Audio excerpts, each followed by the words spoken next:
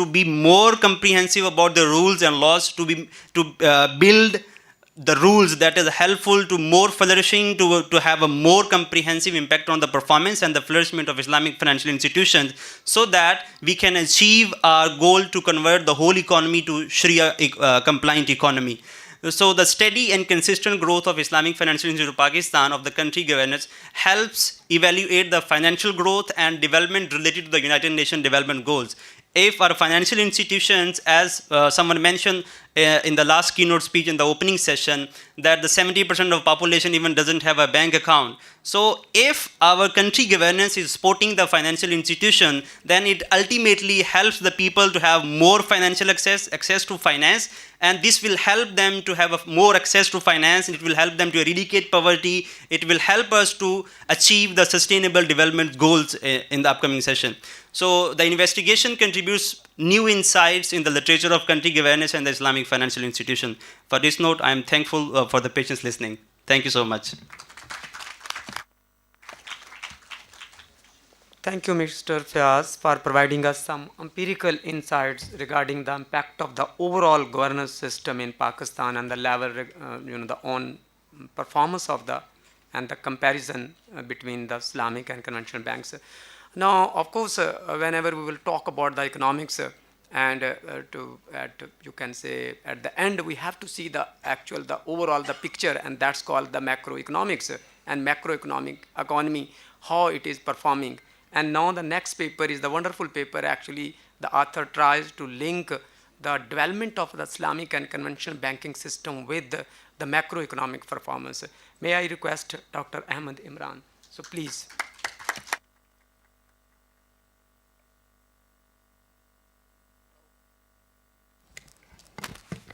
Hello, I am audible.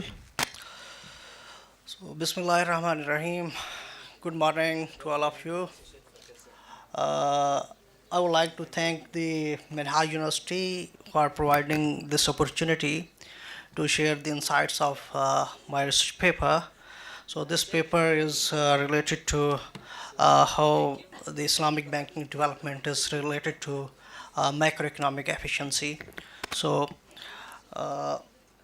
as we know, Islamic banking industry is growing and it's expanding its business not only in the Muslim countries as well as the non-Muslim countries.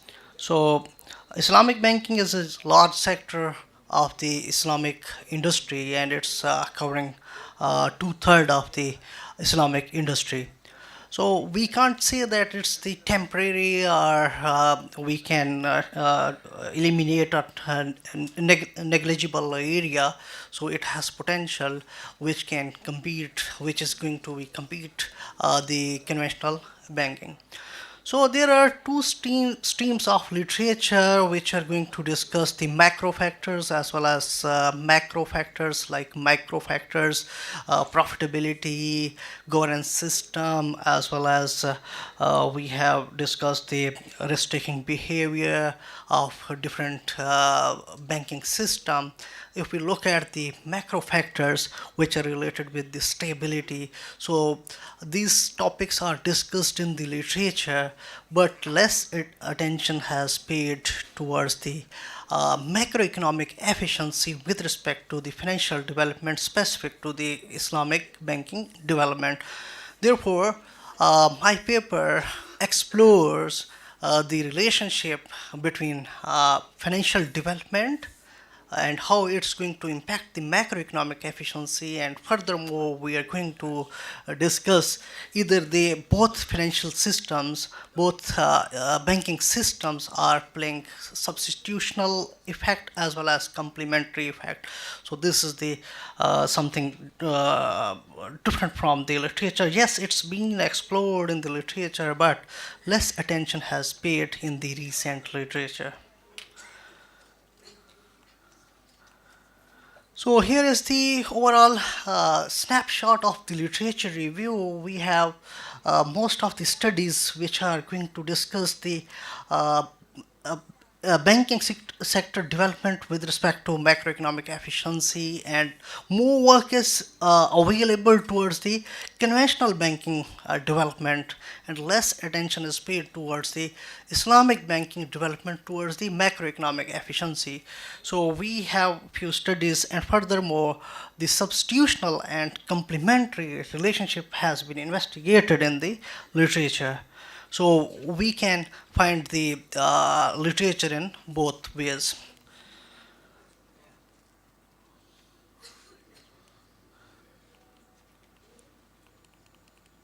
So for methodology, we utilized the panel data and the sources of data. We collect the data from the bank scope for the bank specific variables, and the macroeconomic variables data is extracted from the World Development Indicator. So the data sample is the time span of the data is 2001 to 2022, and we selected the countries which are having side by side both banking system like Islamic banking and conventional banking. We selected the economies like Indonesia, Malaysia, Pakistan, and UAE, and the for analysis, descriptive statistics just tell us the overall picture where the trend is going, and which component of these two major banking system is contributing more towards the overall its volume. Then for hypothesis testing, we applied the one-stage stochastic frontier approach, and this approach we follow the approach of Lehman et al. To 2015, and it measures the technical efficiency, it measures the overall macroeconomic efficiency, as well as it tells us the what is the gap between actual production as well as the potential production.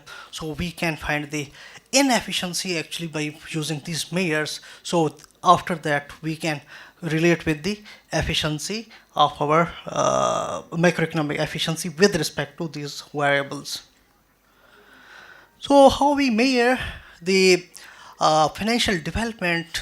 We utilize two measures: credit ratio as well as deposit ratio. So total private credit ratio towards GDP of conventional total private credit ratio. Then we have the conventional private credit ratio to GDP, then Islamic credit ratio to GDP. These are the widely used measure for the financial development. Later, we used the deposit ratio of both banking system.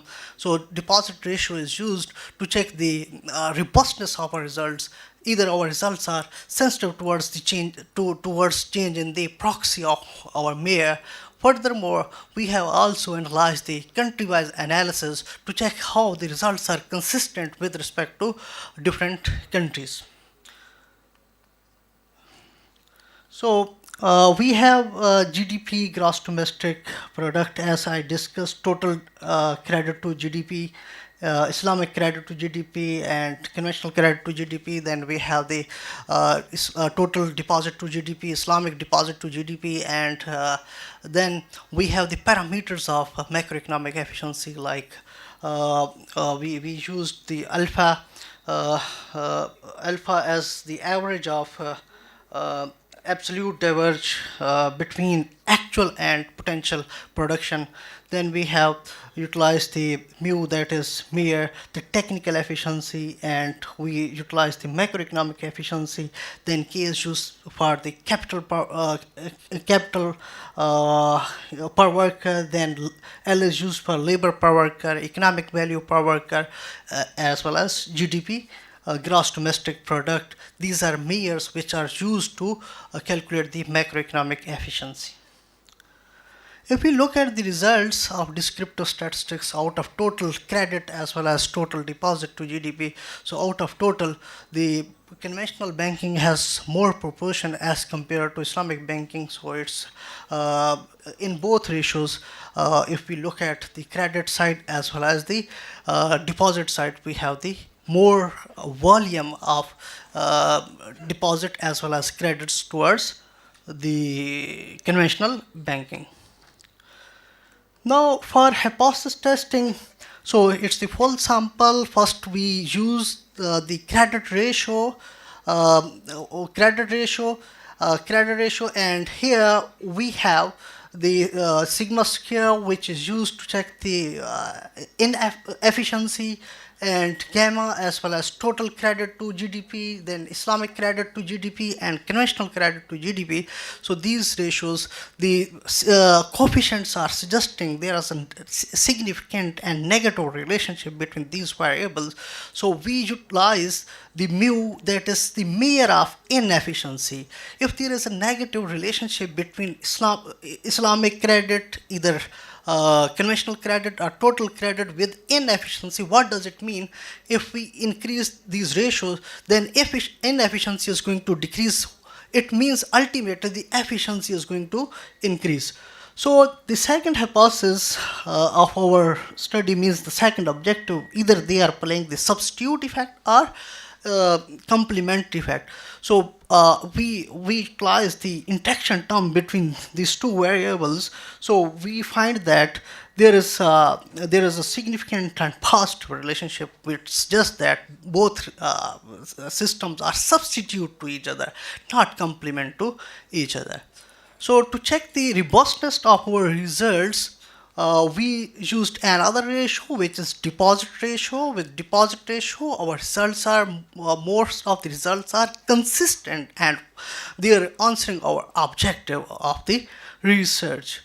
For more in-depth analysis, we further analyze the we utilize the country-wise analysis with both measure of Islamic banking development, both measure of financial development, like credit ratio as well as deposit ratio. So we are finding the most of the results are consistent. They are providing the same trend with respect to full sample, because they are the countries which are having both banking system. They are working hand in hand. They are working side by side. So obviously they are we are getting the results consistent, and we are getting the objective of our results. So both ratios we utilized to check in all countries. So this is what we did for the robustness of our results.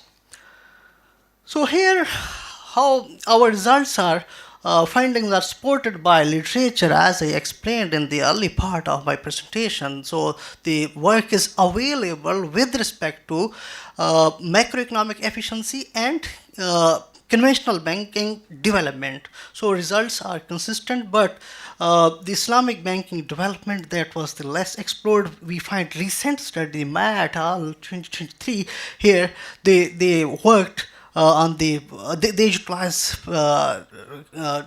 they utilized the Islamic banking development as also contributing towards the macroeconomic efficiency. So we find that both banking systems are substitute to each other, not complement to each other. Here I conclude my research. As we know, the objective of research is to investigate the relationship between the Islamic banking development towards the macroeconomic efficiency, and we find, yes, there is a significant relationship between these two variables. So it functions as an alternate to traditional banking rather than the supplementary. So the results are largely robust to using the credit as well as deposit ratio, and we can say the findings add to weight in the evidence, suggesting that the Islamic banking is increasingly converging in its operation towards the conventional banking. So both banking system may perform as a substitute as compared to complement.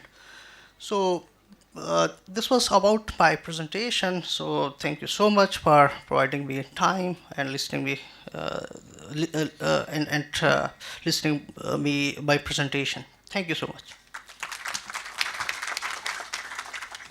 Thank you, Dr. Imran, for enhancing our understanding on the role of the financial sector and especially the Islamic and the conventional banking development in macroeconomic efficiency, which is actually one of the very important topic. As we all know, there is always a criticize on the contracts and the products that used by the Islamic banking, the industries. And now our next presenter, Dr. Kamal, he will give the presentations about the role of and the critically analyze the profit and loss sharing trading the contracts in Islamic financial institutions. Thank you.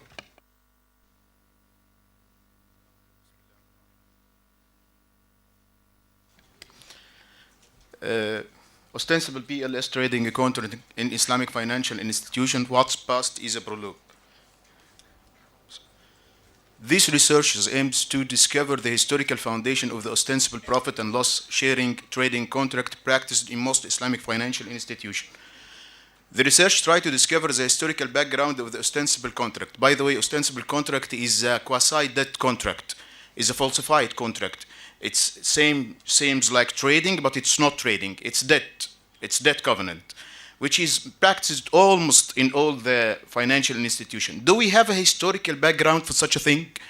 We need to deep. Is it ontological problem? Is it mispracticing? Or we have much more to dig in deep?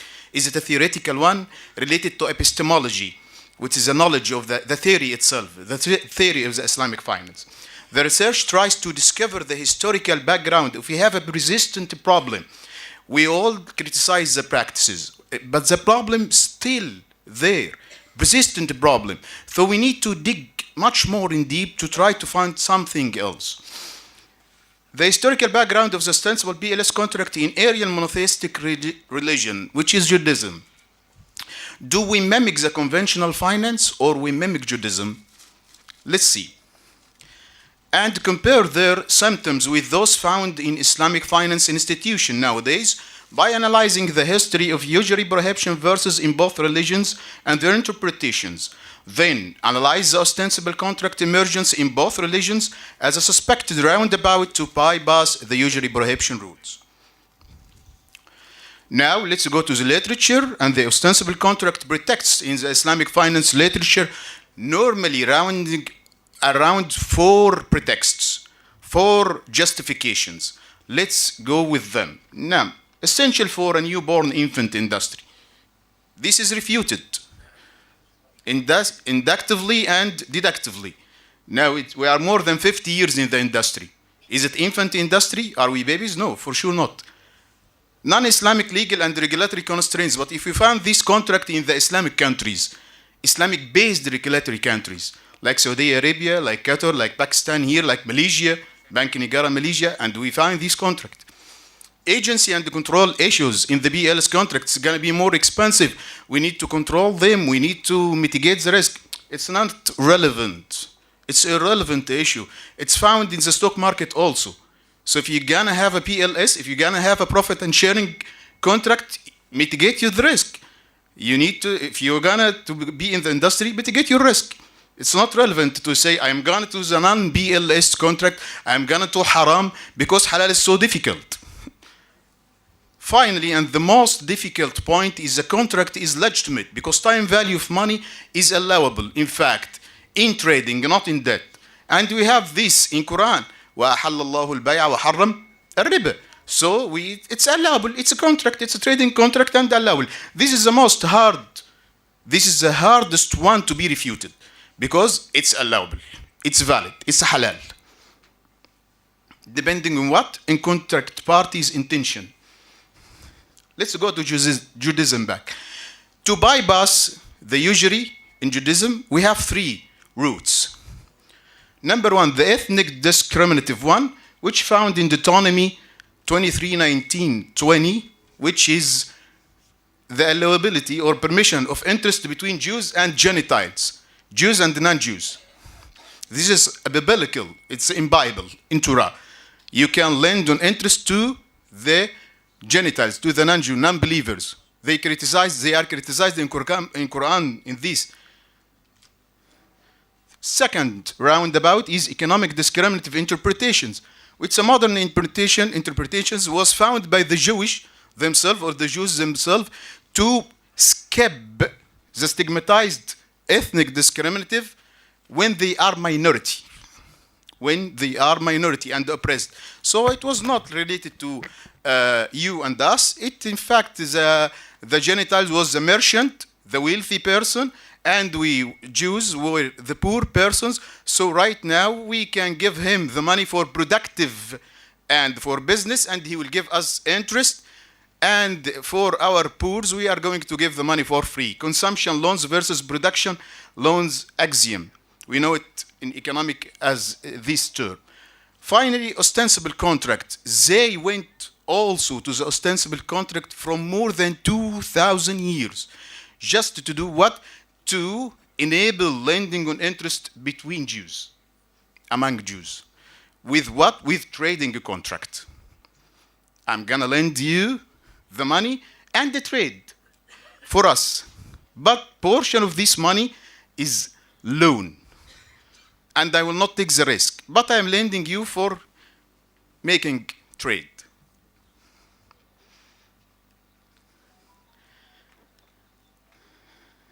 Do we have this in Islam? Yes, in fact, we have this.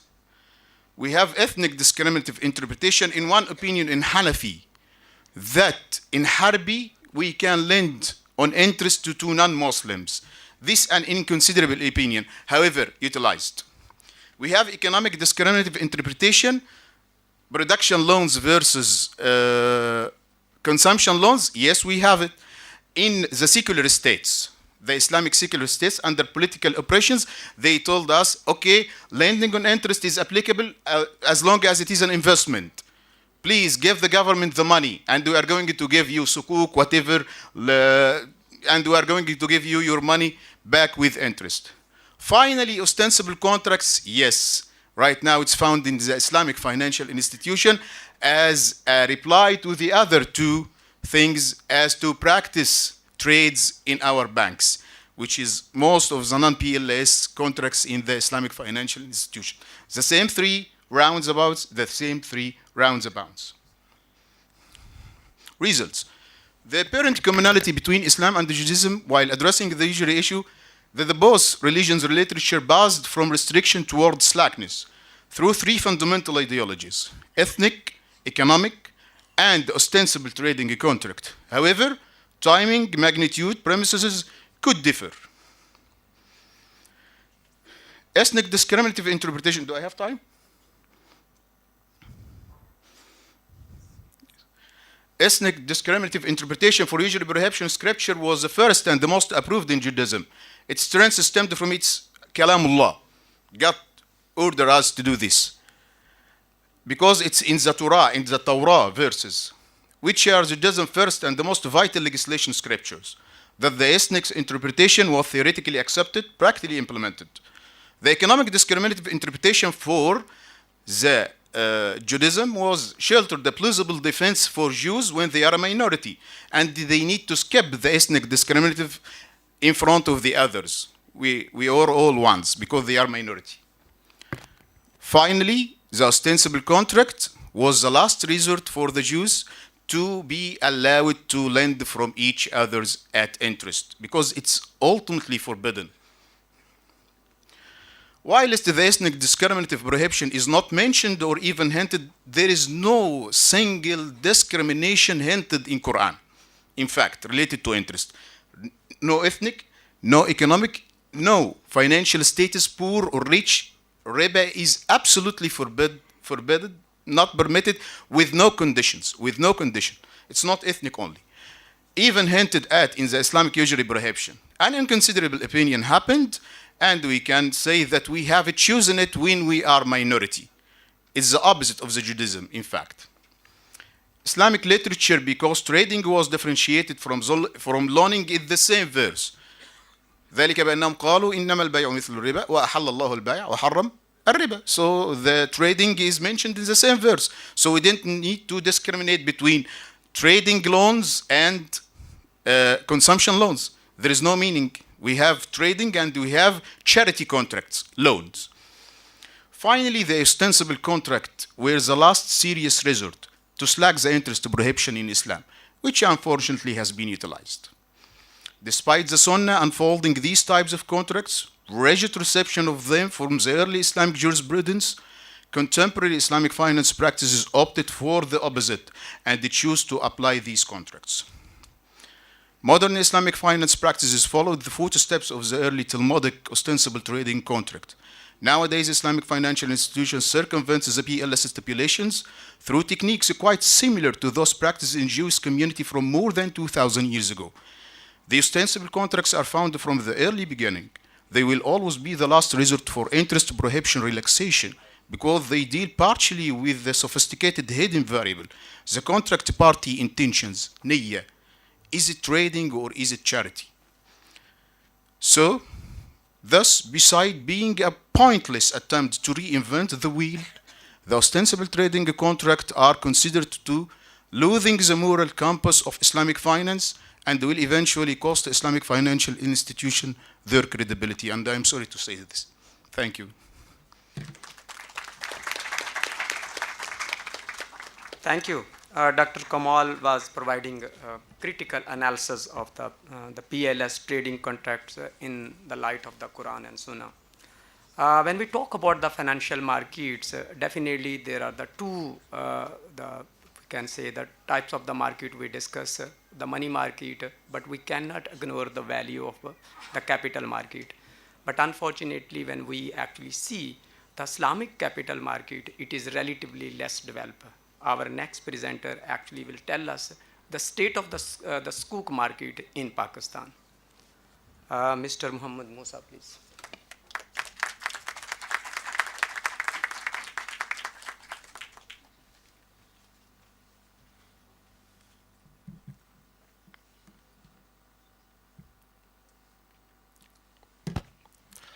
Bismillahirrahmanirrahim. Rabbi shrah li sadri wa yassir li amri wahlul uqdatam min lisani yafqahu qawli. Respected guest and dear audience, Assalamu alaikum wa rahmatullahi wa barakatuh. I am Muhammad Musa from International Institute of Islamic Banking and Finance, International Islamic University, Malaysia. This is my topic, developing sukuk market in Pakistan.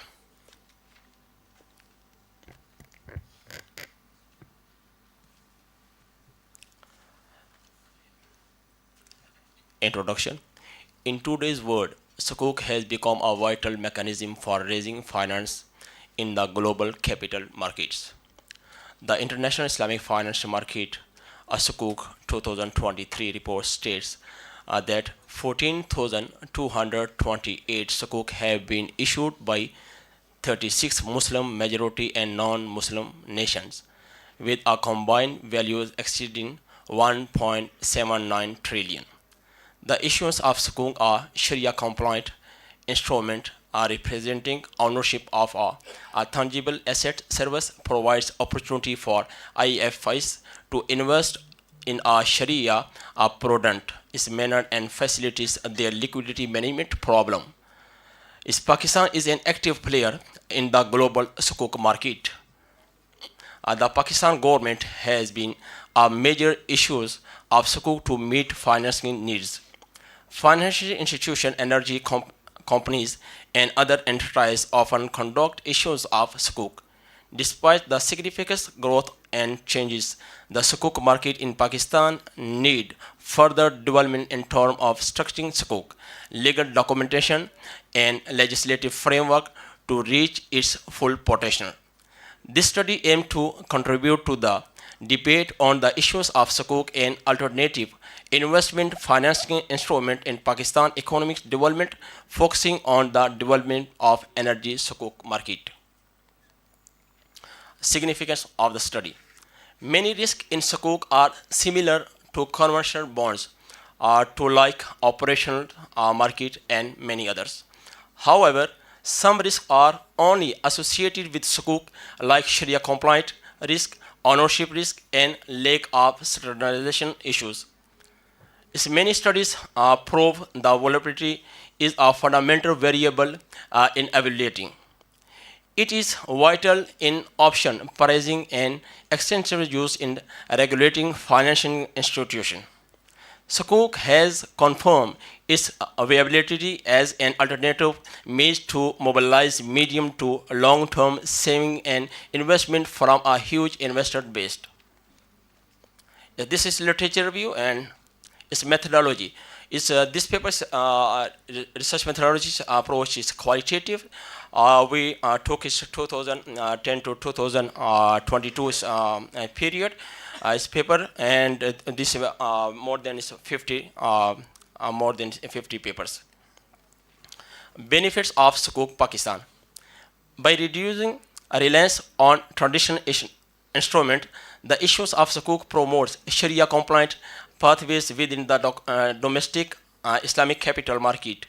Infrastructure projects that are funded via Sukuk, such as hospital, train, track, solar park, dams. Maybe 3-4 years ago, we know about dams. Is dams fund, and park, and many other things.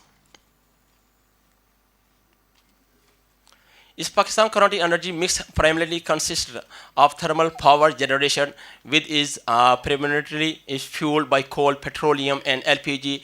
Additionally, hydroelectric power production plays a significant role, while unclear wind and solar power generation remain relatively limited.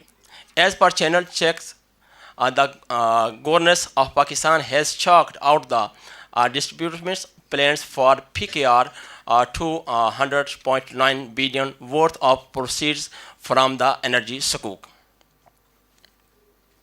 This is a table and a sukuk market a proposed approach.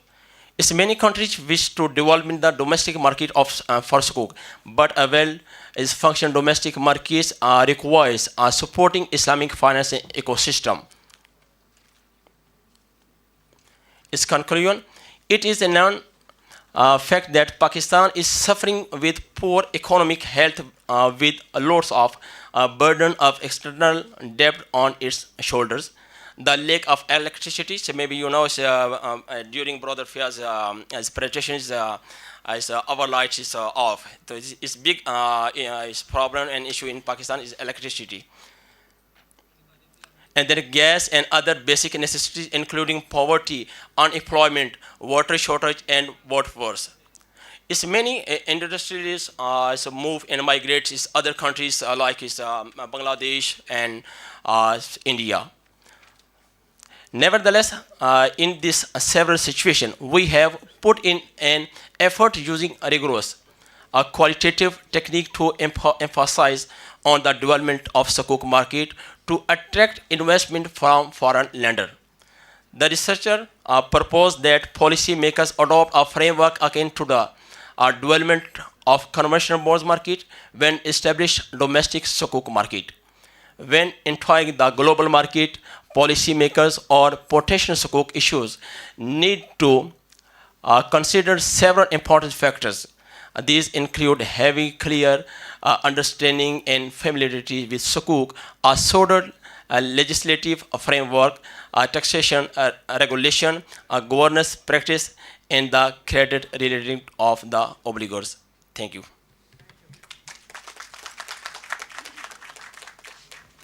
Thank you, Mr. Muhammad Musa, for the updating us regarding the sukuk, the market, the development in Pakistan. And now we next two presentations are recorded presentation online. Okay, video. So they are ready. Yes. Okay. Now next, the Mr. Zain Razak, he will give the presentation on the economy of the state, a study of the Maududis critics of a capitalist economy. So please. My name is Zain Razak, and I am very grateful to Minhaj University administration for giving me the opportunity to present my paper at 7th World Islamic Economics and Finance Conference. And the title of my paper is Economy of the State, a study of Maududi's critique on capitalist economy.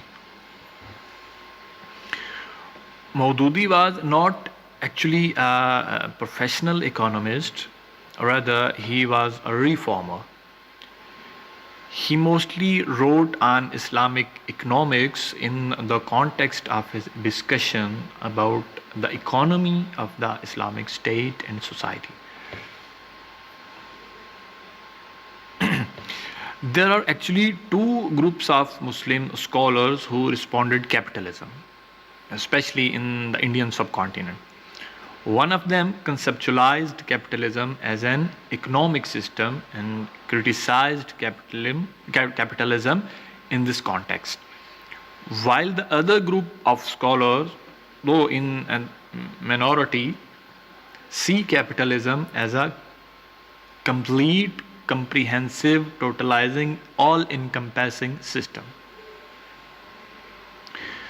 Maulana Maududi and Mufti Taqi Usmani belongs to the first group of scholars who respond and criticize capitalism by conceptualizing it as an economic system, while Dr. Javed Akbar Ansari and his fellows belong to the second and minor group,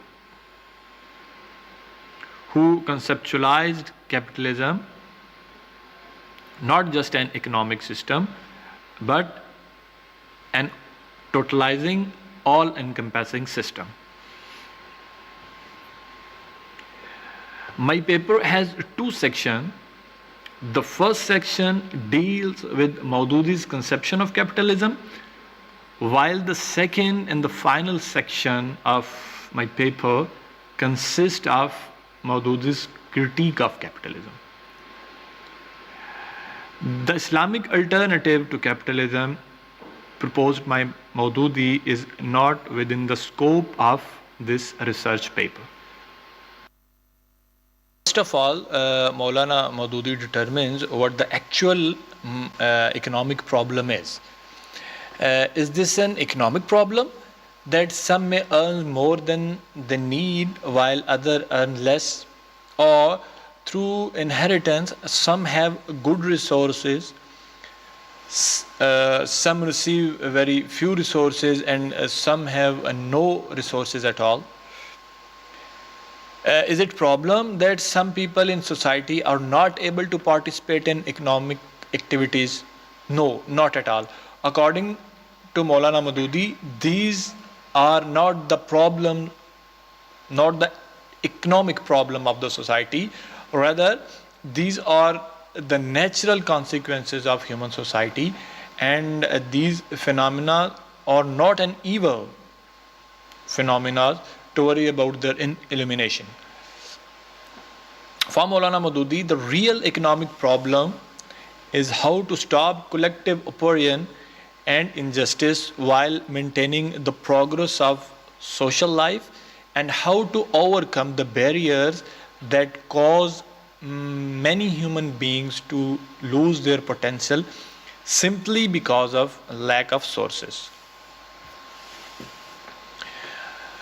According to Maulana Maududi, capitalism is based on some foundational principles which I mentioned here, such as ownership rights, a right to freely use the resources, personal profit, competition, maximization of profit, non-interventionist role of the state. These are actually the fundamental principles on which capitalism is based. By adopting these principles, capitalism addresses this economic problem which I mentioned above. Maulana Maududi claims that these principles are natural principles on which the human economy has been based since the past.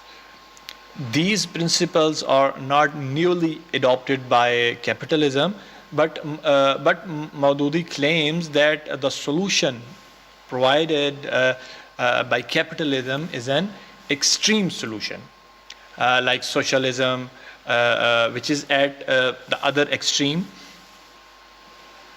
These natural principles are not the cause of the flaws found in capitalism, but according to Maulana, there are some other reasons. The main reasons are these fundamental principles were exaggerated by the capitalism.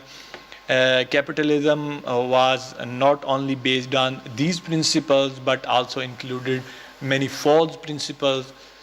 Certain principles were ignored, which were as necessary for a natural system economy as above principles.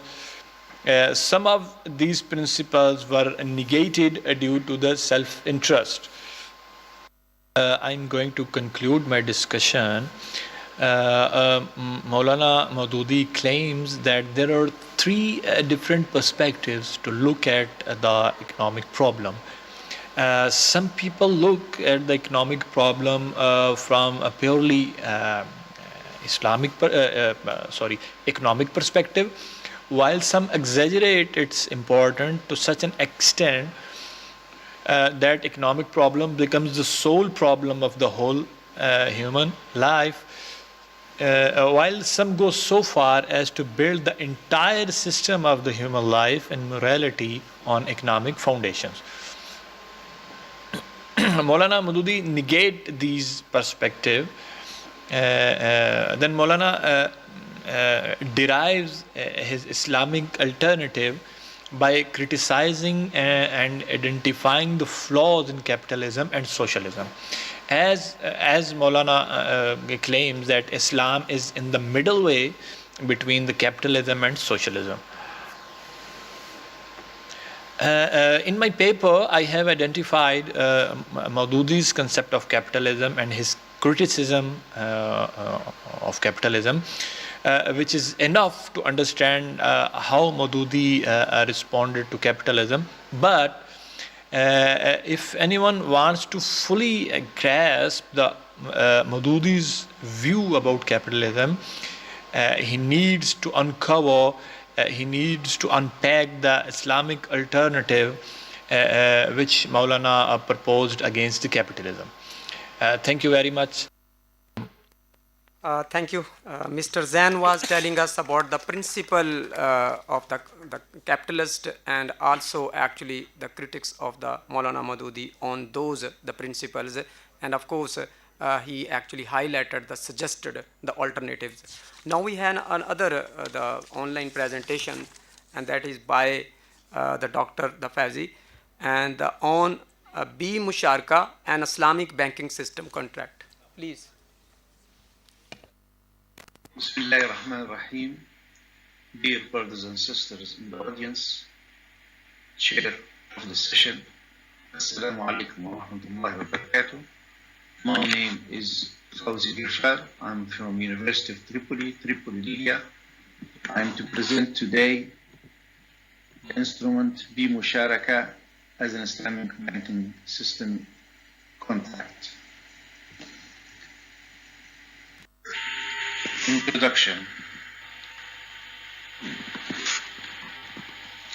Supreme Court of Pakistan landmark decision banning interest, being a form of riba, made finding a Sharia compliant substitute of interest more urgent and compelling. Islamic banking systems was introduced decades ago to get rid of riba in modern banking. However, Islamic banking system suffers from two major drawbacks. First, loose compliance to Sharia teaching, which made it unconvincing to some believers. The failure to respond to modern banking needs and concerns due to the impracticality made it difficult and next to impossible to adapt IBS in Muslim countries as the major banking system. Musharaka and Mudaraba are the only two instruments that are based on Sharia, not only compliant with it, as other contracts are. Thus, Musharaka is most suitable for modifications to be used to eliminate riba in banking. Musharaka contract in interest-free banking. As we have mentioned, maybe Musharaka would be the most or the best candidate for modification to be more practical and fulfill the objective of getting rid of interest or riba. Musharaka has some shortcomings regarding application in conventional banking and finance, makes it impractical and difficult to implement. These shortcomings include results are not predictable, no benchmark is available to estimate profit, no maximization of profits for the customer, as in the case with using interest, profits distributed at the end of the transaction, not during, no built-in incentives to customers to make targeted profits. Bank is a full managing partner, which is a disadvantage to the bank.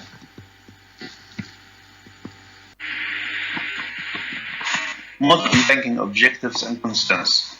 Any instrument to get rid of riba in modern banking must consider conventional banking objectives and concerns, which include existence of profit calculating factor as interest rate is prefixing of profit, results must be positive and granted to the bank, periodical advance collection of profit and principal, guaranteeing profit and principal, open financing to different projects, project protection or consumption loans. Profits calculated as percentage of capital. Most of these concerns and objectives of conventional banking are fulfilled by interest rate factor. Proposed solution.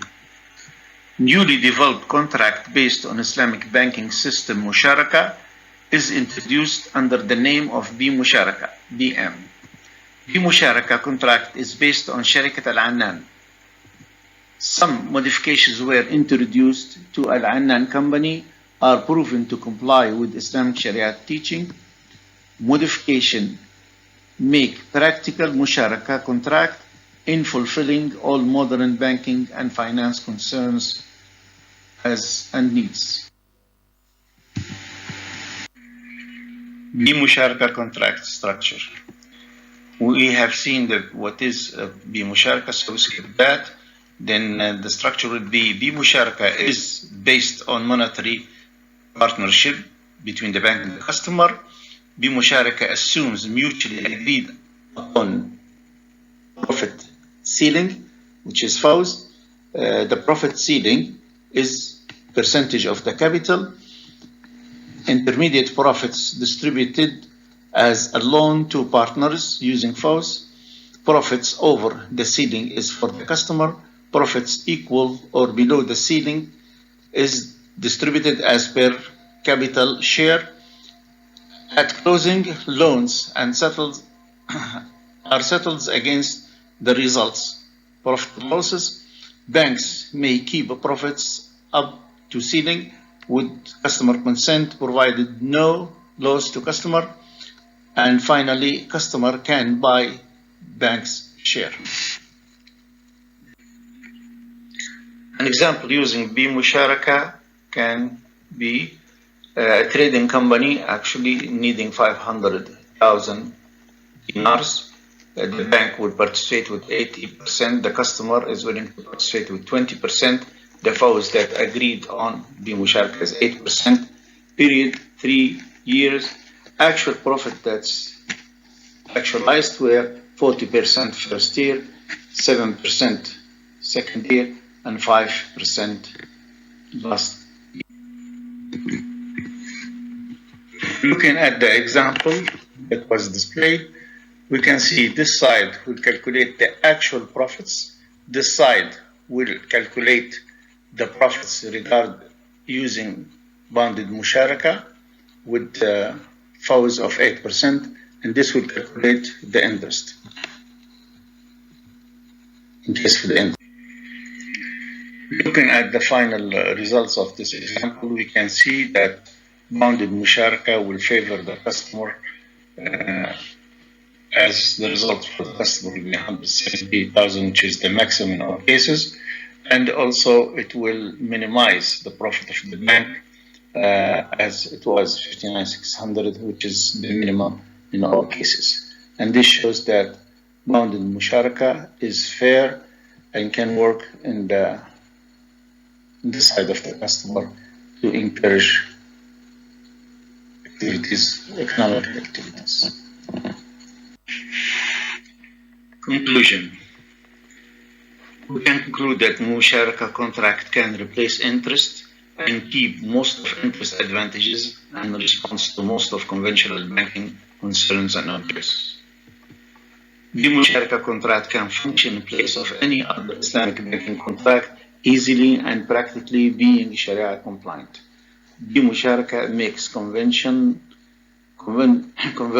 to Islamic banking from conventional banking possible and easy. The musharaka makes it Sharia compliant to interact with conventional banking. As for recommendations, I have to skip this slide as no time left. Thank you.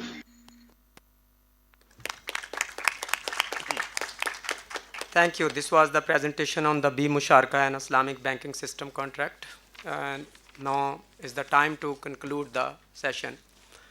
Due to the shortage of the time, it is not possible for me to make a comments on all papers and the one by one, and of course the keynote speakers. But let me first to pay my thanks on the behalf of the audience to all speakers and the keynote speakers for presenting their work, their empirical insight, and definitely that help us to understand the more, in the effective way, Islamic banking and the role of the Islamic banking in the economy.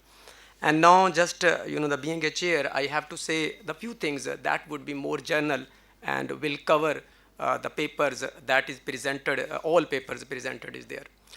So please allow me to remind, of course, these are the common issues across the world, especially in emerging economies, but I will focus on the Pakistan. What are the fundamental economic issues of Pakistan? Number one, low growth. If you look at the last 20 years, unfortunate, our economy, the growth rate is 3%, while the neighboring countries 5 to 6% on average. Low investment, persistent low investment. To get a 4% and 5% growth, we need investment to GDP ratio at least 26%. Unfortunate, in Pakistan, our investment ratio is only 12%. Persistent budget deficit. That is the one of the, you can say, the crucial issue of the Pakistan economy. Narrow tax base. And now the two more recently we have, and they are the killing our economy. High interest rate and very high inflation. Now one of the question is, of course, we can see empirical literature, and very rich empirical literature is available, which is actually providing us very fascinating evidence. Islamic banking system or financial institutions are better than conventional in terms of profitability, in terms of stability, in terms of performance, in terms of what. The list is very long. But what is the real benefits? Whether really we are getting the spillover or trickle-down effects? If not, we need to think. Being a Muslim, we have strong belief there is the solution, and the Islamic banking is the solution of all type, at least financial issues, and then some social issues, and then economic issues. But the only challenge right now we have facing, and we have to actually find the path how we can make Islamic banking and this Islamic financial institution so effective so we can actually overcome our economic and social issues. That's unfortunately the field, and there is the very little work on that. Let me actually, being an economist, I have to actually give you the picture of the economy. When we talk about any economy, whether that we talk about the modern economy or 3,000-4,000 years ago, they have the goods market, they have the labor market, and they have which is called the financial market. And financial market, as I earlier said, we can divide in the money market and we can divide in the capital market. And if you look theoretically the role of the capital market, that is actually more prominent and strong as compared to money market. Unfortunately, being the scholars of the Islamic banking, we are just focusing on the money market. We are actually not, you can say, the focusing on the labor market, goods market.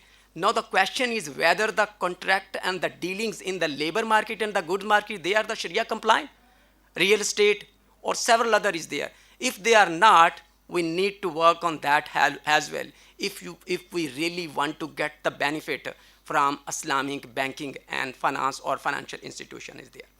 Now the second thing is there, we need to, for actually the young scholars, of course we need to define the terms and the redefines historical evidence is there in the light of the Quran and Sunnah. We need to teach the masses and the general public and ourselves as well.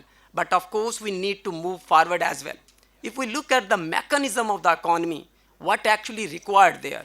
Number one, the behavioral rules. Second is interactions, how we can interact each other. And the third is, which is called actually the overall the governance, or whatever we can give the name of the political stability.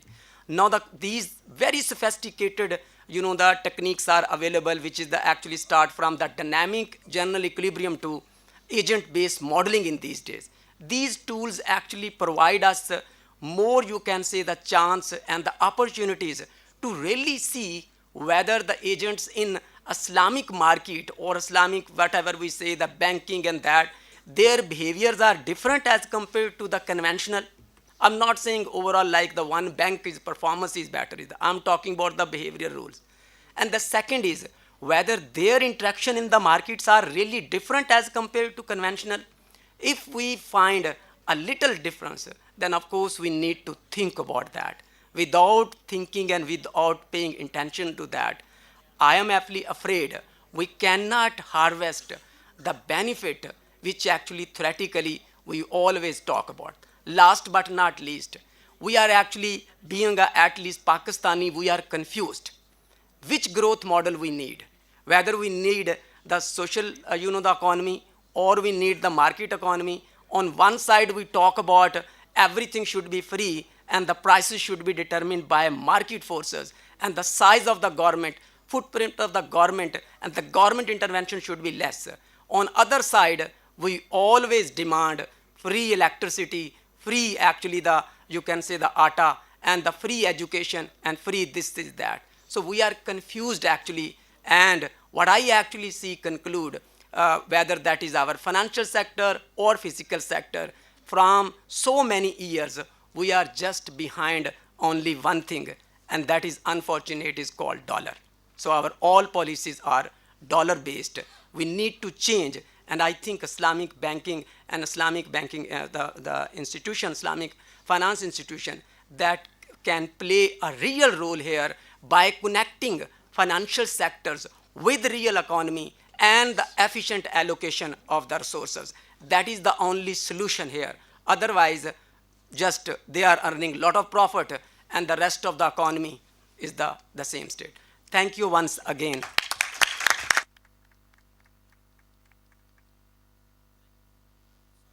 Sir, now I will request our worthy Vice Chancellor, Professor Dr. Sajid Mahmood Shehzad, to come in front of stage and present the souvenirs to our guests. And I would also like to request Khurram Nawaz Gandapur Saab to join him in front of the stage. Please, a big round of applause.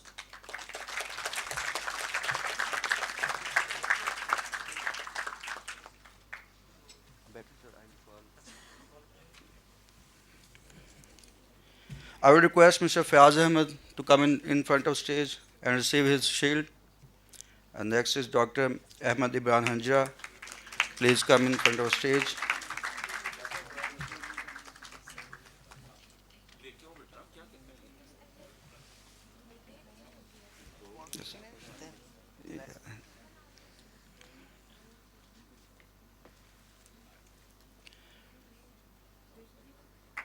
Please give them a big round of applause.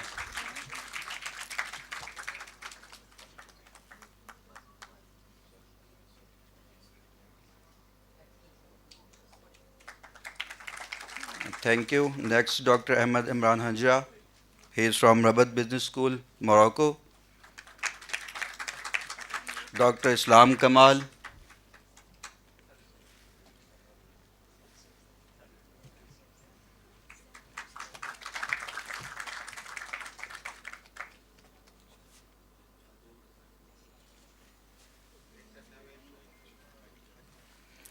Dr. Islam Kamal. Mr. Muhammad Musa.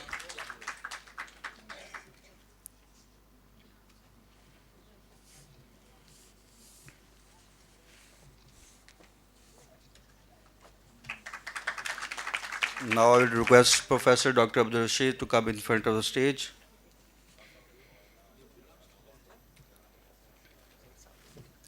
And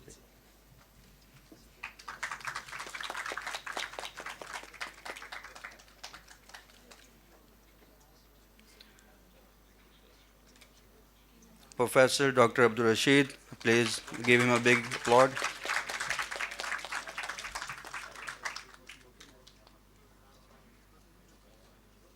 Now I would request Dr. Zahir